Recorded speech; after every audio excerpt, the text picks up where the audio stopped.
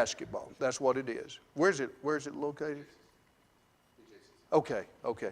And he said that they wouldn't have time to, they plan to be here and then go on to the game. So if you see Rodney and anyone else coming in, you'll know Rodney Hampton. And if you see Tina Tortorici and her father, whose name is Paul Bryant, not the coach, but same name, and they'll be with us, hopefully.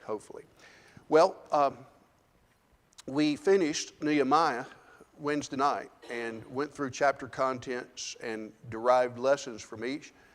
And we'll not go back there, but we're going to go back and revisit Nehemiah 13, because Nehemiah 13 has a setting really that belongs to Malachi as well. And we'll get to that in just a moment. But let's go through what we usually do with our, if I can find I don't need it. We're supposed to be through in our reading schedule through Deuteronomy, the 20th chapter this morning. Is that right, Patty? Yeah, okay, good. And really, we did not go over everything Wednesday night because it was an abbreviated class. Brother Gene gave a really fine talk, and for those of you who missed it, and we were trying to finish Nehemiah, so we just discarded our going through the readings. Deuteronomy, the name itself, duo, is what? Second law. And it's not that it's a different law, but it is more application of the law given at Sinai with an anticipation of their entering into Canaan and additional warnings really as to what to do when they got in there. We've made the point several times that I think three major divisions can be seen in Deuteronomy, and it's kind of easy to remember. What God has done, what God expects, and what God will do. I think you can think about that. What God has done, what God expects, and what God will do. And the first four chapters deal with what God has done. And I want you to notice in the first few verses, he sets the tone by reiterating what had happened. These are the words which Moses spoke to Israel beyond the Jordan and the wilderness in the Arabah, over against Suph, between Paran and Tophet and Laban. Verse 2, it is 11 days' journey from Horeb by way of Mount Seir unto Kadesh Barnea. Now, Kadesh Barnea was where what happened, guys? The spies were sent out. After the 10 returned and said, we can't take the land, and the 2 said, we can, they were punished by having to do what? Wander in the wilderness. So he makes the point here in verse 2. It's 11 days' journey from Horeb, well, that's Mount Sinai, to Kadesh Barnea, where the spies were sent out, about 165 miles. And then he notices, and it came to pass in the 40th year in the 11th month. Well, that's the distance. And then all of a sudden he skips, well, in the 40th year. It's almost like, look, it only took a few days to get where we were supposed to go. And as a result of the disobedience of your fathers, it's taken 40 years. And he sets the stage, and then he goes in there. So you get the point real quickly in Deuteronomy that it's history with a point, kind of like the rest of the Bible. And so in the first chapter, he starts to recount their journeys from Mount Horeb or Mount Sinai to Kadesh Barnea in chapter 1. They leave Kadesh Barnea in chapter 2 and continue the journey. They go on to Heshbon, and then in chapter 3, the conquest of the land. And then in chapter 3, Moses is forbidden to go in. Then in chapter 4, they are exhorted to keep the law. There are several things, and we don't have time because we've got to get 19 chapters done.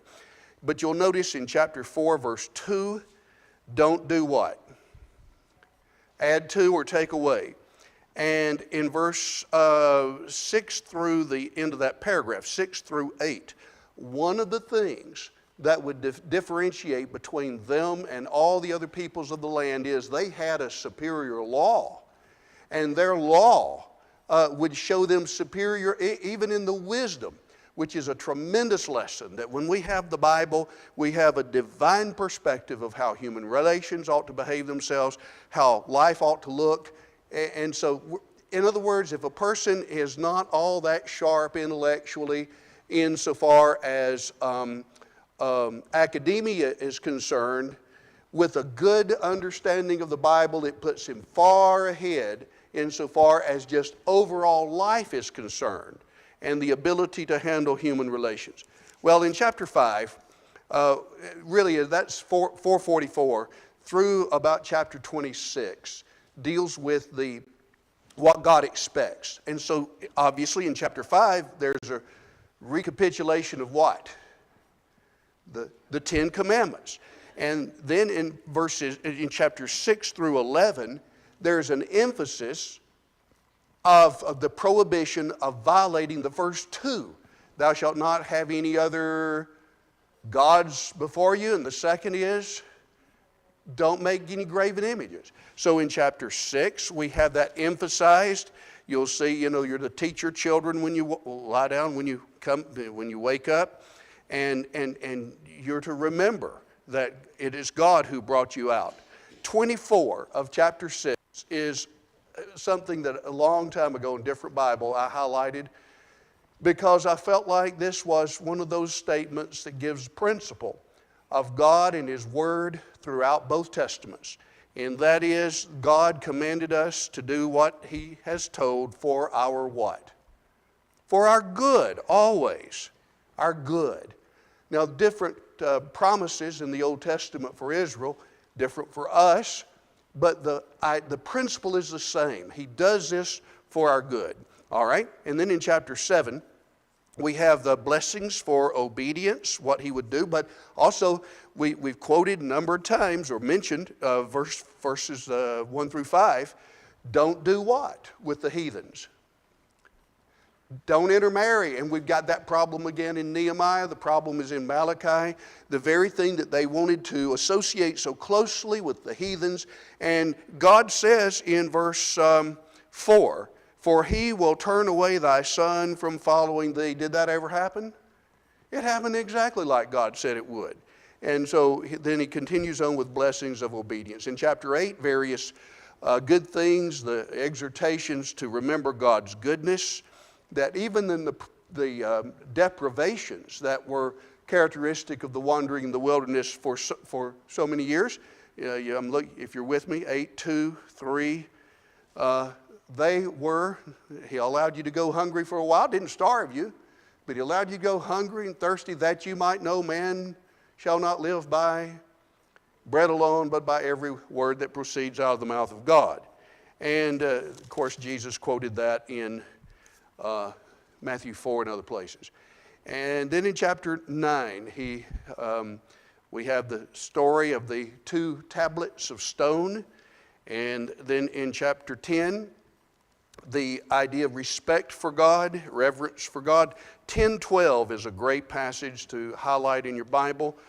What does the Lord require of thee but to fear God, fear Jehovah thy God, walk in His ways, love Him, serve Him, with all your heart, with all your soul, to keep the commandments. Is that an eternal principle? Certainly it is. Yes. And here's another idea bound in verse 16. Circumcise the foreskin of your heart and be no more stiff-necked. In other words, they were to be docile toward the Word of God. They were to listen and hear and heed, basically, as that's stated. Chapter 11, reasons for obedience. Mentioned, if you do this God will do, but if you do the other, God will chastise you. Look at 26. I set before you this day a what? A blessing and a curse. All right, now in 12 through 26, you have various laws observed when in the land. And in chapters 12 through 16, down to verse 17, there are primarily religious laws that are to be observed. In chapter 12, we have the place of sacrifice. It was only to be where God designated. And in chapter 13, He warns against somebody who might seduce them to what? What sin? Idolatry, yes. I used this in my article on Tobiah that I gave you out recently at 13 verses 6 through 11. If a brother, a sister, a wife, son, anybody says, hey, come on over here and let's be involved in some of this idolatry, the person who is being seduced is to bring the charges against the people, even if it's your own family, and lead in the what process? In the stoning process, that's right. All right, chapter 14.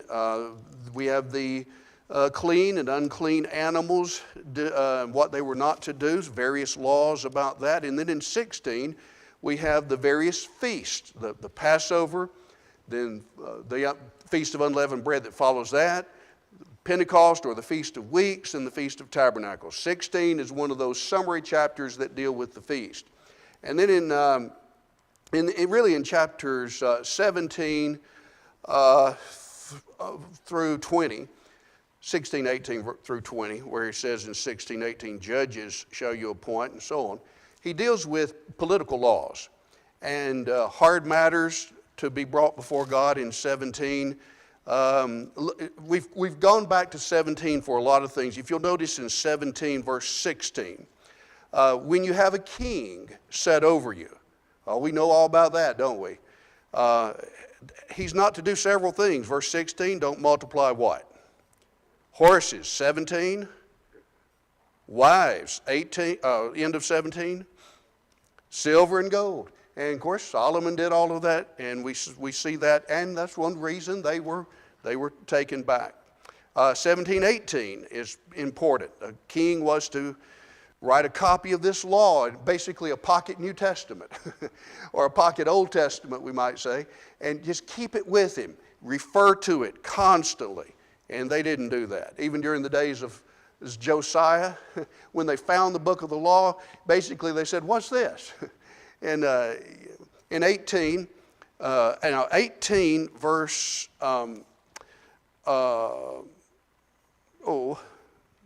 15 is a messianic passage speaking of Jesus as a what? A prophet. And so he's talking in context about various prophets who would lead them astray and so on, false prophets. But then he says, I'm going to give you the greatest of all prophets. A prophet like unto me shall the Lord your God raise up from among your brethren, to him shall you hearken. And Peter identifies him as Jesus in Acts 3.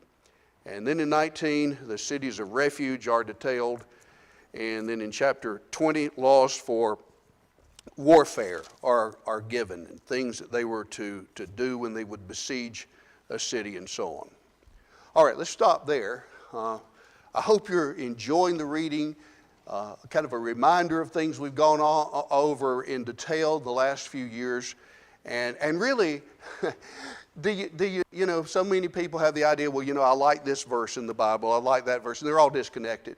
But what you see in our continual reading through, there's a thread, a continuous thread that goes through. Here are the warnings we've been seeing, the blessings if you obey, the curses if you disobey. And we're seeing exactly how God was faithful to his word through all of that. Comment? David, you look like you wanted to say something. Anybody? Anyone? Brother Gene? Anything? Okay. All right, let's move to Nehemiah. No, I'm sorry, Malachi. Did somebody? Okay, Malachi. And you might put a piece of paper in Malachi, and it only has 4 chapters. And then turn back after you've put maybe a bookmark or your finger. Maybe that will do fine. Turn all the way back to Nehemiah. Nehemiah, the 13th chapter. Nehemiah 13. And we'll come back to that in just a minute. All right. What I want to do this morning is kind of introduce Malachi, show its connection back to Nehemiah's day, put it all in order chronologically, and then look at some lessons I think that are there. And you might turn in your book, in your Waldron material to 110. 110 is you probably already know that. But the Waldrons, in fact, what I'd like to do is just glance at their italicized print there at the middle of 119 on the prophet Malachi, and then we'll go into my stuff. As with so many of the chronology questions in the Bible, there's no way to know exactly when Malachi prophesied. A good case could be made that he prophesied before the reforms of Ezra and Nehemiah, perhaps 460 or so, not too far from Ezra. There's some that you could say, well, it was during the time right before Nehemiah came. But at the close of Nehemiah, we see that there were still deep-seated problems. We therefore prefer to deal with Malachi here at the close of the Old Testament. Malachi writes the epitaph of Old Testament Judaism, and that is, you failed. Malachi's style of writing is new, that is, it's not used in any of the other prophets, in that he asks rhetorical questions and then answers the questions. In most of the book, Malachi writes as if God is speaking directly to the people. He is merely the tool, conduit, so to speak, recording the conflict between God and his people. All right, I've got several things I'd like to look with you at insofar as the connection back to Nehemiah is concerned. Here we are in our charts. We have the first return, remember, possibly 538 or 536 is when it seems like they are already there. And then Haggai and Zechariah encouraged them to build what? The temple. That's right, they were lagging behind. And then we have, chronologically, the story of whom? Around 475 or so. Well, a little bit earlier, but then it goes on down. Esther, good. We have the story of Esther. And then we have the second return under Ezra when he actually comes there to Jerusalem. And he's recording the early part of his book about what happened earlier, before he lived. And then the latter part is when he actually is there, about 458. You can think about this. 458 and plus 58 gives you the time when the temple was rebuilt. And then Nehemiah returns around 445 or 444. We're going to stick with 444 BC. And now we have the additional prophet Malachi here. The writer or the chart drawer that I got this from puts 432. That's probably pretty close, best I can tell, and I'll tell you why in just a moment. In the background, here we are, Ezra, Nehemiah, Esther, and we've come all the way down to the end, Haggai, Zechariah, and Malachi. The time of Malachi's prophecy and the subject matter are both related. In a sense, Malachi is a sequel to Nehemiah 13. About a century has passed since Jews returned from Babylonian captivity, 536. Haggai and Zechariah under Zerubbabel, the temple was rebuilt around 516.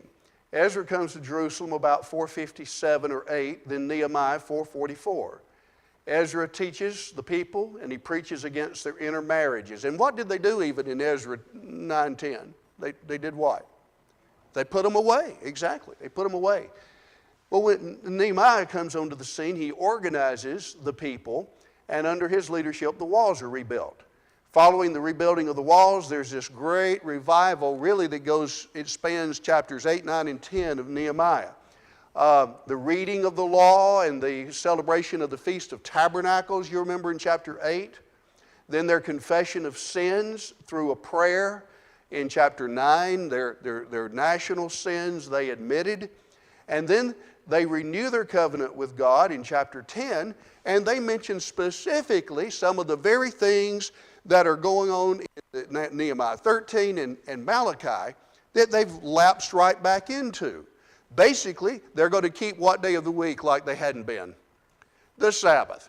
We're going to bring the tithes in and support the priest like we haven't been doing.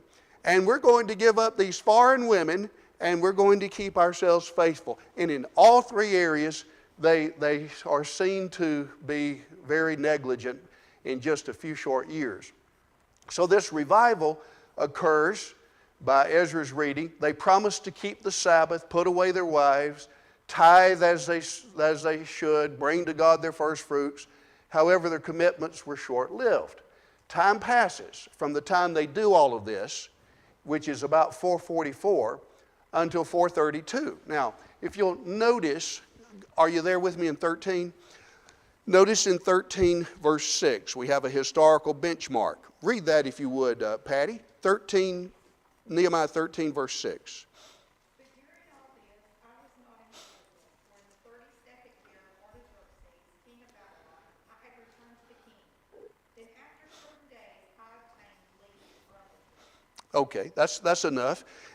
We have pretty definite extra-biblical information that Artaxerxes began his reign in 464. So 32 years here would put it down at 432 BC. However, back in chapter 5, he mentioned he had not been, as he was governing, he had not been taking any money for 12 years. So that's how you get 432 up to 444. And you put that together, and that all makes perfect sense about 444. So he goes over into Babylon, possibly Shushan, as mentioned in 432, and we don't know how long he's gone.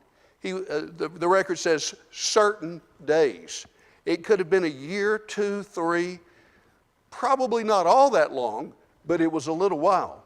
And so by the time he returned, possibly 1 to 3 years later, the Jews had reverted back to the very sins they had promised not to commit. Nehemiah leads another revival or a recommitment of the people relative to the provisions for the priest through their tithes, enforcing Sabbath regulations in a very physical way, you remember, and reprimanding them for mixed or intermarriages and their effects. The children were speaking I got that reversed, I'm sorry. That's half in the language or half in the speech of Ashdod. He ends then with a summary of what he had done in the last 2 verses of Nehemiah. Now, that's just kind of a survey of where we've been. Malachi faced the same problems as did Nehemiah. The priests are mentioned, as well as the people, have the same problems as did Nehemiah. They were careless with their sacrifices. That takes up the better part of 1 and on into 2. It seems they had become skeptical of God's justice. They didn't think God was being fair with them, as well as His goodness. They were withholding their tithes, and God said, if you'll bring me what you owe, the windows of heaven will be open for you. And so they were skeptical of that. They continued with their intermarriages with pagans. That continued. It's mentioned here in 2:11, and I believe that's all that really contributed to their unfaithfulness in their marriage covenants and easy divorce. Look at chapter 2. Now let's go to Nehemiah. Go to Malachi now. Malachi, chapter 2. If you'll notice back in verse 11, Judah hath dealt treacherously, and an abomination is committed in Israel and in Jerusalem, for Judah hath profaned the holiness of Jehovah, which he loves, and has married the daughter of a foreign god. Well, that would include idolatry, but the marriages were the problem that led them away. Now, continue on in verse 14. You say, wherefore? Well, God charges them with something a little later, or earlier rather. You say, how or why? Wherefore? Because the Lord has been witness between thee and your wife, the wife of your youth, against whom you have dealt treacherously, though she is thy companion and the wife of thy covenant. And did he not make one, although he had the residue of the Spirit, and therefore one? He sought a godly seed. That is, he wanted the relationships to be intact and not intermarry with foreigners. Therefore take heed to your spirit, and let none deal treacherously against the wife of his youth. For I hate putting away, saith the Lord, the God of Israel, and him that covereth his garments with violence, saith the Lord of hosts. Therefore take heed to your spirit, that you deal not treacherously. What does your translation have for treacherously? Same thing? Okay. So here they were not being faithful to the wives of the covenant, the wives of their youth. It was a time of easy divorce. And so really all of that blends back in with what we see going on during the days of Nehemiah. They were skeptical of God's justice. Let's go back on that just a second. Look at 2:17. You've wearied the Lord with your words, yet ye say, wherein have we wearied him? And here's the answer, in that ye say, everyone that doeth evil is good in the sight of the Lord, and he delights in them. Or where is the God of justice? Haven't you heard people say, well, if God's so good, why doesn't he do this for me? Or if God is a just God, why is he allowing all this stuff over in the Ukraine to go on? And so Malachi is dealing with these ideas as of course God is. The Spirit is doing it, but it's through Malachi, and he's living through that. All right, now when we come to the time that Malachi wrote, the Waldrons make the point that it's really impossible to pinpoint it. And what to do is just throw out some ideas that I think here are a little bit weightier than some I've read. In addition to these above similarities to Nehemiah 13, which seems to put it in at least a similar time frame, the temple was obviously completed and sacrifices were being offered. You remember the indictment? He says, you're bringing your lame and your blind. Present that to your governor if he'll be pleased. So it's obvious that the temple was completed and sacrifices were being offered. So that would put it after 516. 516 BC was the what? Ending up of the building of what? No, not the wall. The temple. Yeah, 444 when Nehemiah was think Ezra the temple, Nehemiah the wall. Yeah, okay. So it had to be written after that. But there's another thing that some seem to think might give a little bit of an idea. The Hebrew word, or the word that's actually used in verse 8, when he says, when you offer the blind for sacrifice, it is no evil. When you offer the lame and sick, it is no evil. Present it now unto your governor. Will he be pleased? The word governor there is kind of a borrowed Persian word that is put there. And this is where you have to say it could be, but not necessarily so. The word for governor indicates a Persian ruler, which is a different word that is sometimes applied to Nehemiah. Sometimes the word that's in 1:8 is applied to Nehemiah, sometimes it's not. So that's why there's a question on that. But if it is true, present it now to your governor, see if he will believe. And he's using this borrowed Persian word to indicate that there might have been a Persian interim governor during the time Nehemiah was gone. Then what that would mean is, some have inferred from this use that Malachi may have been written during the time Nehemiah was recalled to Babylon, and a Persian was acting as an interim governor. If so, then the time would have been a little later, a little after 432 BC, and so, it could have been 431, 430, but if that's the case, I think a safe bet is anywhere between 444 and 424, which is the kind of the outer limit of the time that Nehemiah would have been the governor, because it was the end of the rule of Artaxerxes. And so most say that, most extra biblical sources identify Nehemiah as going on until the end of Artaxerxes, which would have been that time. Anytime altogether that's the best I can do. So I think it's, it's helpful to me when we put it all together historically, and then it makes the commands, the reprimands, the promises, all that more living. You can see what he's talking about. Now the Waldrons mentioned this new style that you see here. He says. Malachi's style of writing is new in that he asks rhetorical questions. I had copied from the International Standard Bible Encyclopedia that I thought you would enjoy. I did. The writer says Malachi's style is that of the scribes. It's known as a didactic, that's just a word, means teaching, dialectic, discussion, teaching, discussion, proposition put forth for discussion method, consisting first of an assertion or charge, a fancied objection raised by the hearers, and finally the prophet's refutation of the objection. My boiled down version, in other words, God charges the people with a sin, he anticipates their answer, then he gives an elaborate rebuttal with additional facts and illustrations. So this is your problem, and they come out like children, you know, say, I didn't do it, I'm innocent.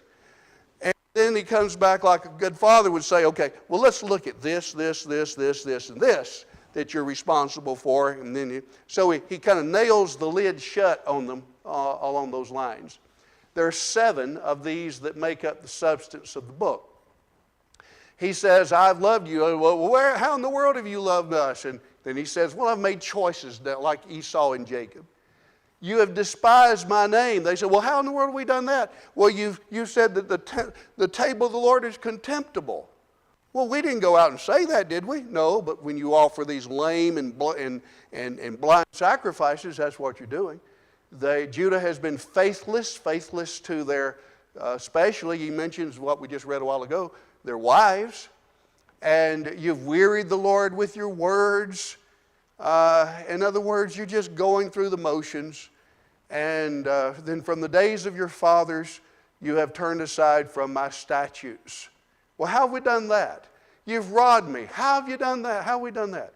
And then your words have been stout against me. Chapter 3, verse 13. In other words, the religion of God had kind of fallen in disrepute among these people.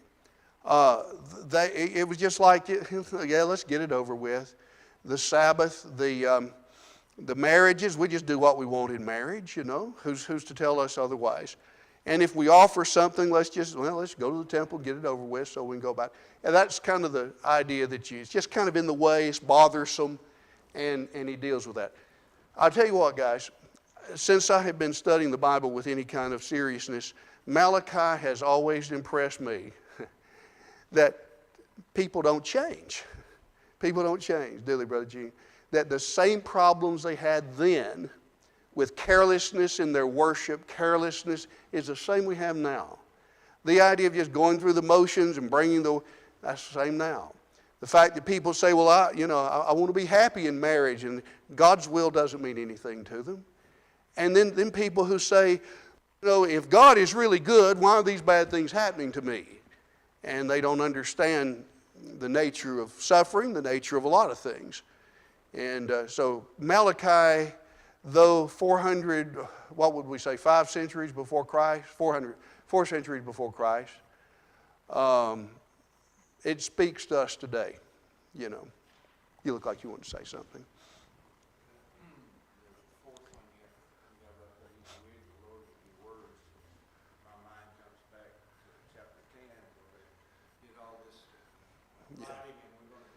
Yes.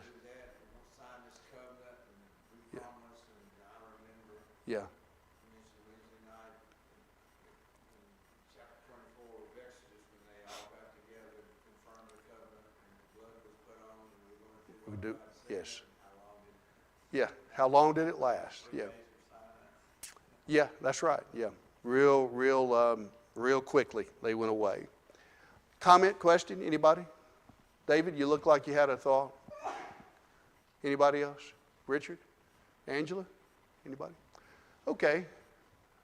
Let's see here. All right, the message, and we've kind of covered this in a part. The message, there are at least 3 major ideas emphasized. The polluted sacrifices were being offered, indicating carelessness with God. And he uses the word profaning. You've profaned my name. And by such, they did that. Then the intermarriages with pagans and easy divorce continued. And then the failure to tithe. It seems that possibly what they were doing is, they've been told, okay, there's going to be coming a greater temple, and the Messiah will fill this temple, and greater blessings than what you have now are coming. It may very well be they were awaiting grander privileges than they already had, perhaps under a mistaken concept of the kind of Messiah who was to come, and as a result had questioned God's goodness as well as his justice. these attitudes are also addressed. That's a possibility that I've just posed for you. Okay, overall comments, anybody? Y'all are awfully quiet. You're supposed to say, you won't let us, you do all the talking. Okay, that's about all I had on this. So let's look at Malachi. And it's difficult to put an outline like we've done on some books where, like in Nehemiah, 1 through 7, the rebuilding of the walls, 8 through 13, the reformation of the people. It's really difficult to do that. It almost goes back to the idea, let me see if I can do it this way. It almost goes back to these little language devices. The charge is made, an anticipated rebuttal, and then the rebuttal to that. That's about a decent outline. I was thinking about this early this morning. Can you think of any passage in the New Testament where there may be some teaching done, and then there's an anticipated argument or an anticipated question that might be raised, and then there's elaborate answer that follows? Yes. Think Romans 1 and 2, we have, the Gentiles and the Jews are condemned. And then in 3, he says, what advantage then hath the Jew? What advantage do they have? Well, that's how they would have viewed it after Paul said, well, you're all under sin. Well, what's so good about us then? And well, he says, to you were delivered the oracles of God. And you had the commandments and so on. Chapters middle of 3 on through 5, where justification by the gospel is maintained, and you're freed from death in 5. So 6 begins, y'all can quote that. What shall we say then? Shall we continue in sin that grace may abound? Oh, no, that's not what I say. And then he said, you died to it, so don't continue to live in it. So you have throughout the New Testament ideas. In 1 Corinthians 15, about verse 30, I think it is, he said, now some will say, what manner of bodies will we have in the resurrection? And then Paul answers that. We talked about that, Randy, just the other day. He answers that in detail. And so that's kind of a common thing. We do it in preaching, don't we, Landon? You raise a question that may be, stated by people who don't know God, don't know things about God, and then you try to answer that. So that's what we have here. Well, if you look at that, and I'm going to outline it, let's go on into we got 5 minutes. Let's go on in, and I want you to notice several things. Let's read 1 through 5 here. Richard, if you would, Malachi 1 through 5.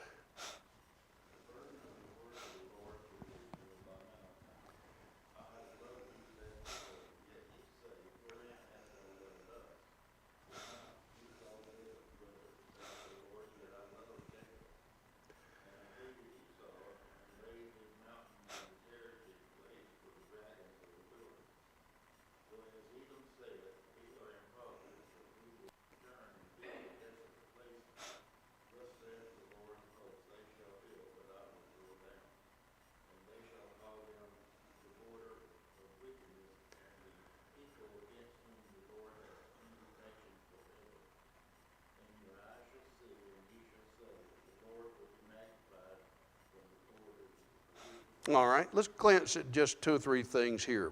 Whenever you read the burden of the word of the Lord to Israel by Malachi, do any of your translations have another word besides burden?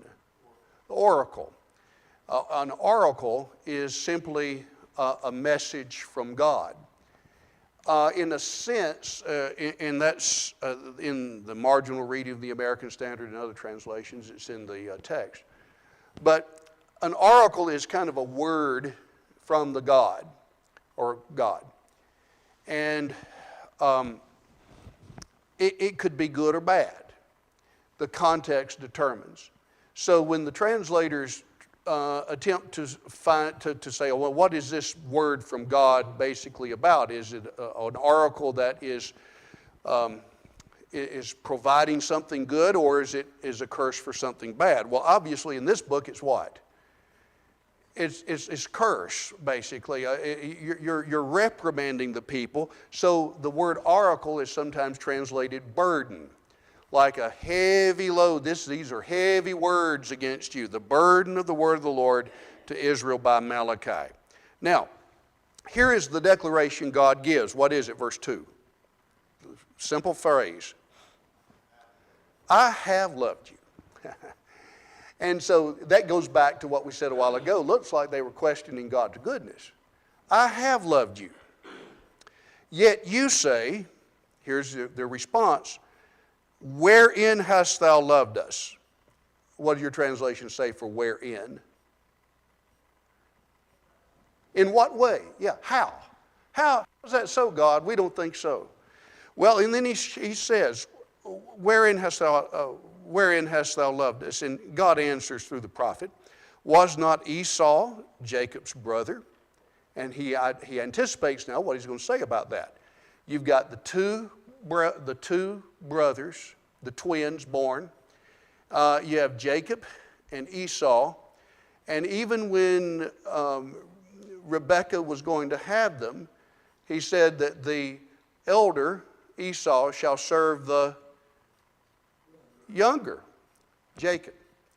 And so they were born, and then we find in Genesis account that basically Esau went the way of the worldly people in his wives, in his actions, and Jacob was not always lily pure, but it would be through Jacob that God would make the choice. The choice. He would choose between Esau and Jacob. He would choose Jacob rather than Esau, and he would make the provisions of the law to Jacob and his descendants, or his descendants rather. He would give them the law and the commandments, the shadows, the types, and all that. So they have the blessings from that point of view. Not necessarily because they were individually better than the others. That's not so. In fact, the word loved and hated can be relative. Hate can mean love less. He provided for Esau. He provided more, though, for Jacob. That's used in Romans 9. We're about out of time here for our class, but in Romans, turn over, keep your finger there. In Romans 9, a lot of Calvinists like to use this passage that Paul quotes to show that God has, as Brother Gene was talking about here in his lesson the other day, that God chose in an arbitrary way before the foundation of the world who would be saved and who would be lost. And this is one of the passages they use to try to prove that. In the 9th chapter of Romans, where this is found, down in, down in verse 13, that's in the context where he starts off by saying, look, God has given the Jews a number of advantages. That's in 1 through 5. The glory, the law, the adoption, the covenants, and so on. But, he says, God has made certain choices. He chose Isaac in verse 7. He used Sarah in verse 9. Verse 13, even as it is written, Jacob I loved and Esau I hated. He did not use Esau, he used Jacob and the 12 sons through whom the nation of Israel was to be born. He chose Moses in verse 15. He chose Pharaoh in verse 17. And he goes on to show that he had chosen, even as revealed in the prophets, this is in the end of chapter 9, that all people, all Gentiles would be able to be brought in into the gospel, that God loved everybody. So in chapter 10 he makes the point that whosoever calls on the name of the Lord shall be saved. Now here's my point on that.